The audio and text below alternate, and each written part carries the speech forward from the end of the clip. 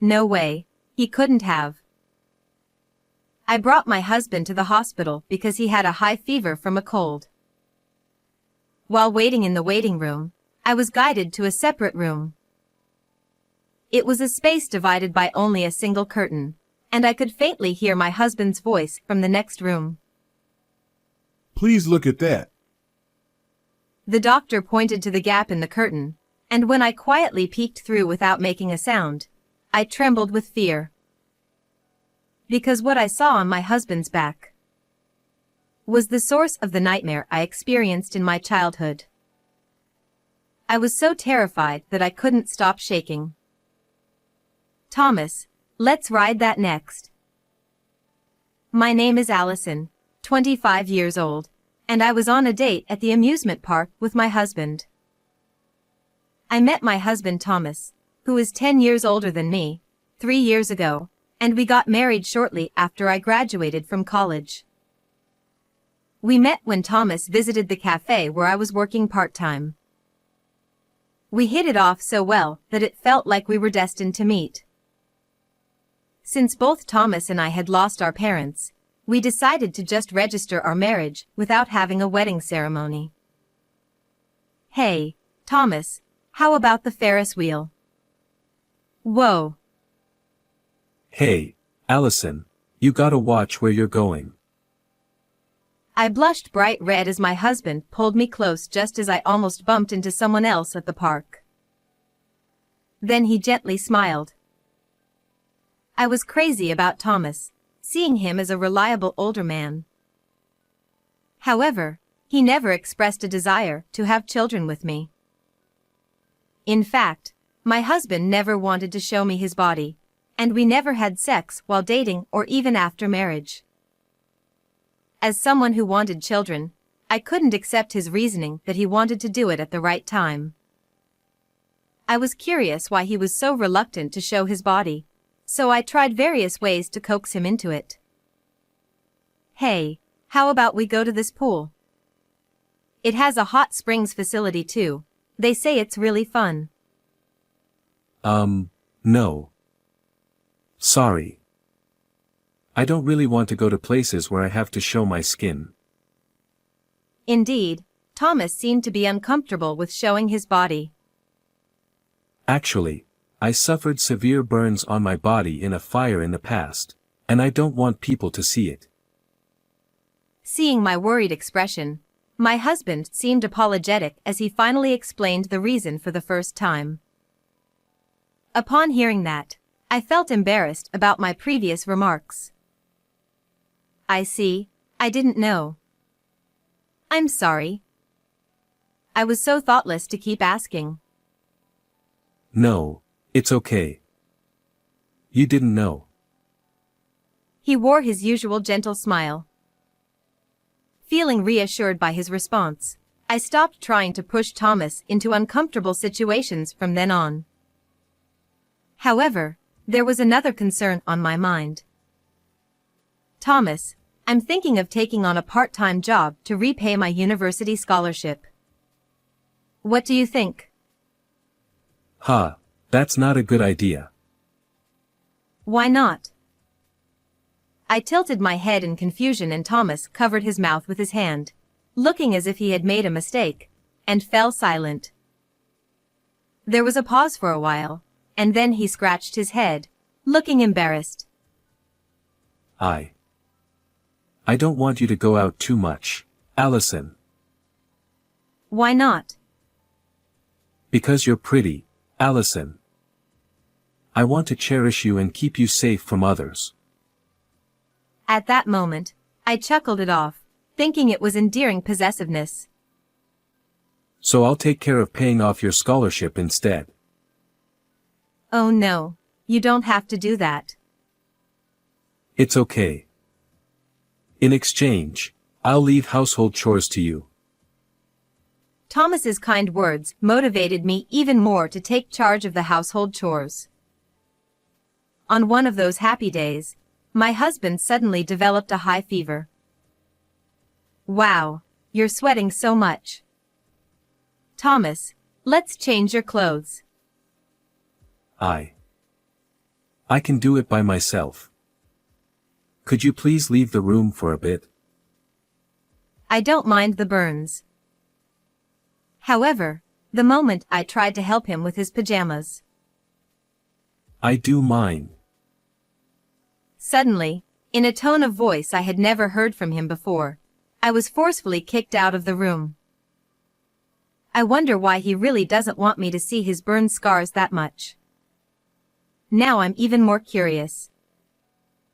I diligently nursed him, but his fever wouldn't go down, so eventually, I took him to the hospital. It was a hospital run by our family doctor whom I had been seeing since I was a child, and I thought my husband would feel reassured there. While Thomas was undergoing examination, I waited in the waiting room, checking into my wallet. Suddenly, someone spoke to me. Allison, may I have a moment? Dr. Gibson, what's the matter? The person who spoke to me was Dr. Gibson, my family doctor. He was a 52-year-old veteran, managing the hospital as its director. He led me to a room separated by curtains. There, Dr. Gibson whispered softly to me in a low voice. On the other side of this curtain is where your husband is being examined. Huh? Why was I called here? Please take a look at that. The doctor pointed to the other side of the curtain. I quietly peeked through the gap in the curtain. There, I saw my husband's bare upper back. Wait. No way. I trembled with shock and fear, desperately holding back a scream. It was the very source of a nightmare that had happened in the past. The reason I don't have parents is actually because of a burglary when I was 8 years old. My parents, who were attacked by a burglar, told me to hide in the closet, and they bravely confronted them to protect me. Trembling with fear, I witnessed the whole event from the gap in the closet. I don't remember the burglar's face well, but after the fact, I saw his back as he undressed to change his clothes, which were covered in my parents' blood. That's a rose. His back was covered with a distinctive tattoo of a bright red rose. When I was in elementary school, I was taught the name of that flower when I saw it while visiting the cemetery with my parents. The image of that rose tattoo was seared into my memory, and I was traumatized that I was often troubled with nightmares. The shock of seeing that tattoo on my husband's back in the examination room was beyond words. I had heard about the burglary, but I never expected the burglar, as your husband, to come to our hospital. Dr. Gibson, surprised by the tattoo, quietly called me into the adjacent room like this. I was filled with disbelief and overwhelming emotions to find out the truth about the burglar who took my parents' lives in an unexpected way. This is why he doesn't want to show his body and doesn't want me to go out. Realizing the reason, I couldn't help but tremble in shock. You should run away right now. Being with that man puts your life in danger. Dr. Gibson warned me sternly. However, I couldn't believe it instantly. I wondered if the kind husband I knew could really be the same person as that vicious criminal. My mind was in turmoil, and I didn't know what to believe anymore. I want to see for myself. I looked back at Dr. Gibson with determined eyes. If my husband turned out to be that burglar, I would want to avenge my parents. It's something I've been thinking about since I was a child. And besides, maybe it's just a coincidence that someone else has the same tattoo. The suspicion towards my husband and his kindness as a husband. Without knowing what the truth really was, I pushed aside Dr. Gibson, who tried to stop me, and stood up. And so, after finishing the examination, we returned home. Here's your cold medicine. Anyway, you should get plenty of rest to recover. Ah, thank you. While Thomas was down with a fever, I decided to do what I could. First, I want to gather evidence about the incident, but how can I prove a case from 17 years ago? I decided to spread out the scrapbook I had created over the years, collecting newspaper and magazine articles from the time of the incident, to see if I could gather any clues. According to the scrapbook, there were 4 pieces of evidence found at the scene. A knife used in the crime, a t-shirt covered in my parents' blood, a towel believed to have been used to wipe off blood from the body, and my eyewitness testimony as a child about the man with the rose tattoo on his back. I stared at the scrapbook articles for a while, but I couldn't figure out how to prove the incident, and I groaned in frustration. Maybe I'll think about it while doing some chores. With that thought, I casually turned on the TV while running the washing machine, and something caught my eye. Wait a minute. Could it be? I resolved to uncover the truth myself and clenched my fist tightly. And 3 days later, having prepared everything, I decided to confront my husband. I deliberately showed my husband, who still had a fever, the scrapbook articles I had collected over the years. Thomas, you remember I talked about the incident where I lost my parents, right? There's something I want to ask you. I'm sorry. My head feels fuzzy from the fever. Could we talk about it another time? Thomas, whose temperature soared to 39 degrees, tried to evade the conversation with moistened eyes, but I couldn't let up now. I lifted the hem of Thomas's pajamas to forcefully look at his back. Hey, what are you doing? Stop it. As I expected, there was a rose tattoo. I knew it. There wasn't a single burn scar on his body, and it was all a lie. I hoped what I saw in the hospital examination room wasn't what I thought it was, but I had to accept the truth before my eyes. My husband looked away from me and clicked his tongue. Hey, tattoos, they all look kind of similar, right? That excuse won't work. I heard it from the tattoo artist who inked the rose on your back. The TV program I watched the day before was about popular tattoos among young people. In that program, the shop owner mentioned that he had photographed all the tattoos he had done in the past and kept records of them. I thought other tattoo artists must have kept their work as well, so I searched for a tattoo shop in my husband's hometown, and found only one tattoo shop website. On that website, there was a photo of a rose tattoo as a sample. The other day, I visited the tattoo shop without telling my husband, and I showed them a photo of his back that I secretly took from the room next to the examination room. And then there was the exact same picture in a scrapbook that the tattoo artist showed me. Thomas grimaced in frustration when he heard about it. Why did you decide to marry me? I read in a magazine that a victim's child saw the back of the burglar. He found out about me witnessing the event in the closet from a certain magazine article, and had been investigating me. I've been watching you since you were in elementary school. You didn't notice, did you? Upon learning that Thomas had been watching me for such a long time, I was shocked by the creepiness of it all. But as you grew up, you became the type of woman I like, so I wanted to make you my wife. Disgusting. If you had found out, I was planning to get rid of you.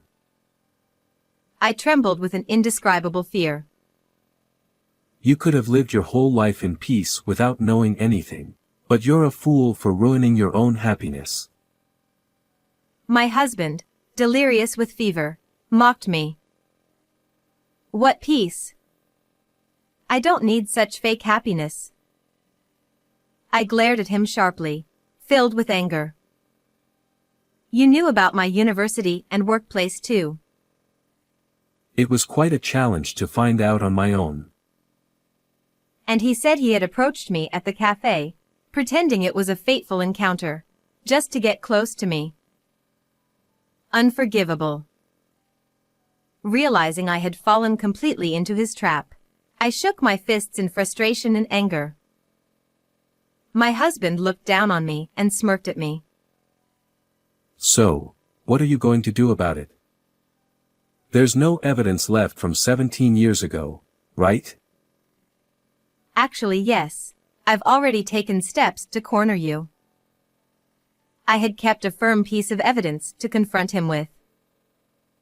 Is that a towel? The towel I used to wipe the sweat from my forehead while nursing you. You scrubbed your face with it, didn't you? So what?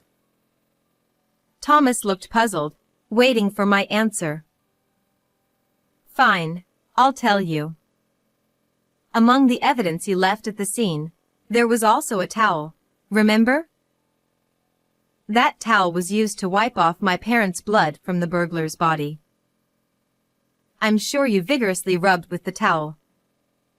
What do you think happened then?